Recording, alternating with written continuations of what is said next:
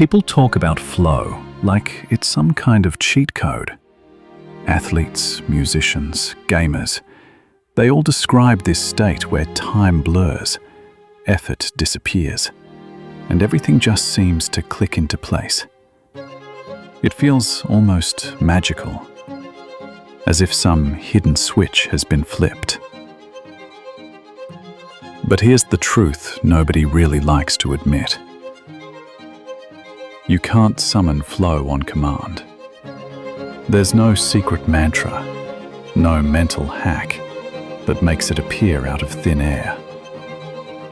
What you can do is create the conditions that make it far more likely to show up. You can rig the room, cut the noise, and prepare your mind and body so the odds tilt in your favor. That's our mission for today's video. If we can't force flow, how do we set the stage for it?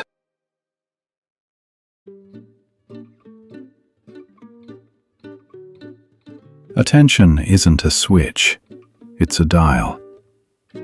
It slides between two modes, exploring and exploiting. In explore mode, your brain is restless, scanning for novelty. In exploit mode, it's locked in, milking everything out of the task at hand. Neuroscience shows this dial is managed by the locus coeruleus and its norepinephrine pathways. And there's a visible clue: your pupils. A wider baseline means your brain is restless, hunting. A steadier rhythm means you're primed for precision. Plainly, sometimes your brain wants to chase squirrels. Sometimes it wants to finish the puzzle. You don't command the dial, but you can nudge it.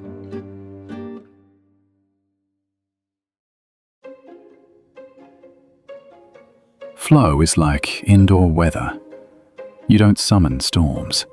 You tweak the pressure and humidity, and then watch them form. Condition 1. Fewer silent disruptors. Even the presence of your phone, even ignored, drains cognitive bandwidth. Don't silence it. Exile it. Condition 2. The right challenge. Flow sits where skill and difficulty match. Too easy, boredom. Too hard, anxiety.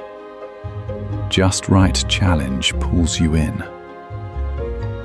Condition 3. A short warm-up. 2 minutes of breath or micro-routine primes focus and reduces mind wandering. Think of it as switching the lights on before you paint. Sports psychologists call it the final steady gaze before you act, half a second of calm focus before release. Golfers who train it sink more putts. Basketball players make more free throws. Surgeons make fewer errors. It works because it tells your brain, this is the move, no second guessing. And you don't need stadiums to use it. Try it before hitting send on an email, before answering in a meeting, before stepping into a tough conversation. Cue, breathe, lock, act. In art, flow reveals its paradox. Jazz improvisers show reduced self-monitoring and brain scans, while their expressive circuits light up. The inner critic goes silent. Practiced patterns take over. Freestyle rappers do the same. Language networks fire. The voice of self-censorship steps aside. Improvisation works because control loosens.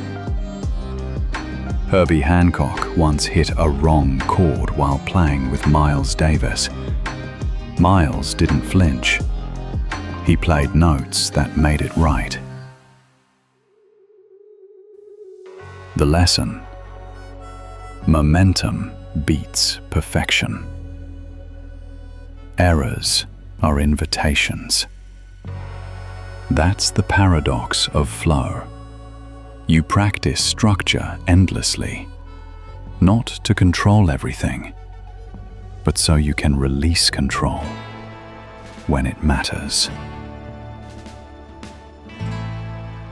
Now, let's make it usable. The OODA Loop, developed by Air Force strategist John Boyd, stands for Observe, Orient, Decide, Act. Boyd argued that victory doesn't come from one flawless decision, but from running this loop faster than your environment can surprise you.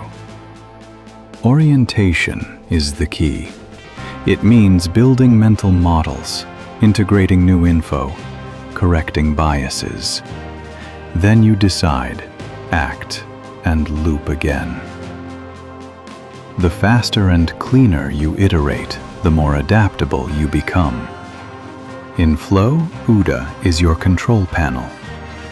You observe the task, orient with feedback, decide your next micro move, act, and repeat. Each cycle keeps you sharp and nudges you deeper into the zone. But the idea is older than fighter pilots. The Stoics said, "First see clearly, then act rightly." Zen archers practice endless orientation before a single shot, aligning mind and body until action feels inevitable. Samurai called it zanshin, awareness that continues before, during, and after the strike. Across cultures, the wisdom is the same. Don't chase flow. Sharpen the loop of perception and response, and flow follows. So here's the checklist. Silence notifications. Pick tasks at the edge of your ability. Warm up for 2 minutes. Use the quiet eye pause. Add immediate feedback. Finish with a quick debrief. And cultivate mindfulness and grit to keep the loop honest. You don't get flow as a gift. You loop your way toward it.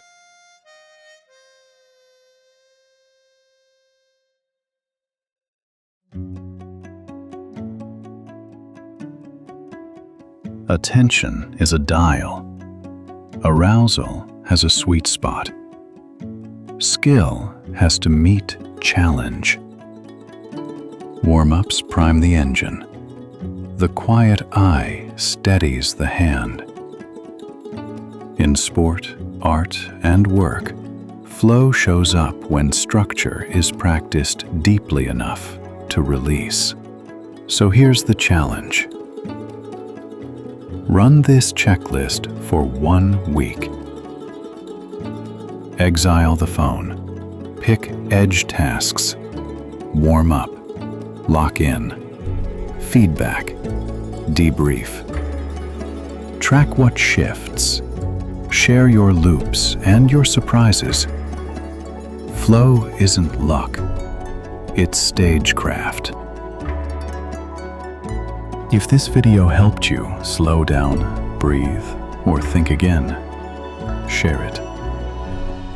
Comment with one thing you'll do this week to reclaim your mind. Unplug, walk, read, breathe. Let's build a world of deeper minds, one moment at a time.